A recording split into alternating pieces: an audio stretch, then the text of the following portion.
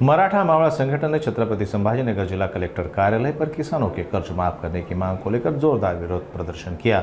संगठन ने सरकार से किसानों के कर्ज माफ करने की मांग की। छत्रपति संभाजीनगर में मराठा मावड़ा संगठन ने किसानों की कर्ज माफी को लेकर आक्रामक रुख अपनाते हुए जिला कलेक्टर कार्यालय के बाहर जोरदार विरोध प्रदर्शन किया। किसानों की कर्ज माफी की मांग को लेकर संगठन ने सरकार के खिलाफ नारेबाजी की और एक निवेदन भी सौंपा। संगठन का कहना है कि राज्य सरकार उद्योगपतियों का हजारों करोड़ का कर्ज माफ करती है, लेकिन किसानों के लिए राहत की बात आते ही पीछे हट जाती है। हाल ही में उप मुख्यमंत्री अजित पवार द्वारा कर्ज माफी से इनकार करने से किसानों में भारी नाराजगी देखी जा रही है। मराठा मावड़ा संगठन ने चेतावनी दी है कि अगर जल्द से जल्द किसानों की कर्ज माफी नहीं की गई तो आंदोलन और तेज किया जाएगा। आज या ठिकाणी मराठा मावळा संघटनेतर्फे शेतकऱ्याची संपूर्ण कर्जमाफी झाली पाहिजे यासाठी आम्ही आलेलो आहोत। सध्याचं जी सरकार आहे त्या सरकारनं निवडणुकीच्या अगोदर अनेक योजना लोकांना डुबवण्यासाठी दिलेल्या आहेत। लोकांच्या मताचं पाकिट या सगळ्या सरकारनं घेतलेलं आहे। त्यामध्ये सगळ्यात महत्त्वाचा मुद्दा होता की जर आमची सत्ता आली तर आम्ही शेतकऱ्याला संपूर्ण कर्जमाफी देऊ। पण सत्ता आली त्यांनी अनेक योजना चालू झाल्या परंतु शेतकऱ्याला कर्जमाफी दिली नाही।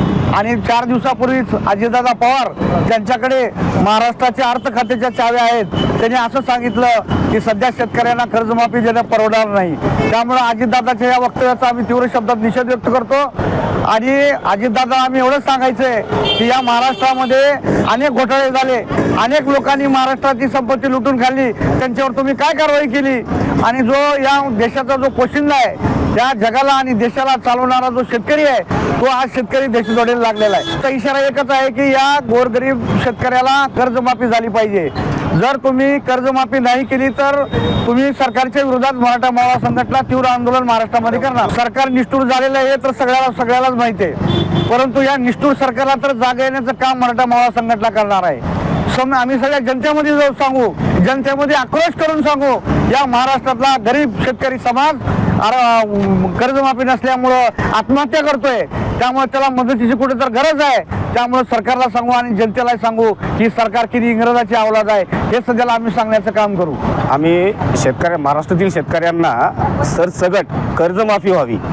त्यातल्या त्यात मराठवाडा हा मागास आहे, काय दुष्काळी भाग आहे, त्याच्यामुळं मराठवाड्याला सुद्धा म्हणजे मराठवाड्यासह संपूर्ण महाराष्ट्राला ही सरसकट कर्जमाफी व्हायला पाहिजे। आणि त्यासाठी आम्ही बैलगाडीमध्ये आज निवेदन द्यायला येणार होतो।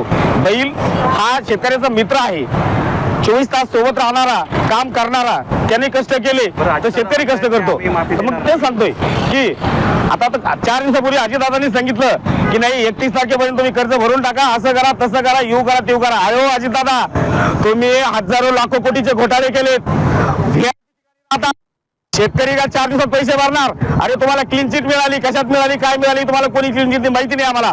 पण मुख्यमंत्री साहेब तुम्हाला एक सांगणं आहे, जसं तुम्ही 70 हजार कोटी विजय मल्ले असतील, हे मोठमोठे जे कॉन्ट्रॅक्टर असतील, यांना जशी तुम्ही कर्जमाफी केली ना तशी या शेतकऱ्यांनाही सुद्धा एक 8 दिवसामध्ये कर्जमाफी करा, नाही तर येणारा काळ तुम्हाला हा मराठा मावळा संघटना सोडणार नाही। आम्हाला एकच म्हणणं आहे की शेतकऱ्यांचं कर्ज माफ गेले पाहिजे, कारण की अजितदादांनी जेवढे घोटाळे केलेले सिंचन घोटाळा 70,000 कोटींचा आहे, हा काही कमी नाही आहे। आणि शेतकरी हे गरीब माणसं घरातून आलेले आहे आणि शेतकऱ्यांच्या मुलांना शिकवण्यासाठी सुद्धा त्यांना आत्महत्येपर्यंत पोहोचावं लागतं। आमचं एवढंच म्हणणं आहे की शेतकऱ्यांचं कर्ज माफ करावं, नाही तर मराठा मावळा संघटनेच्या वतीने तीव्र आंदोलन आम्ही करणार आहोत।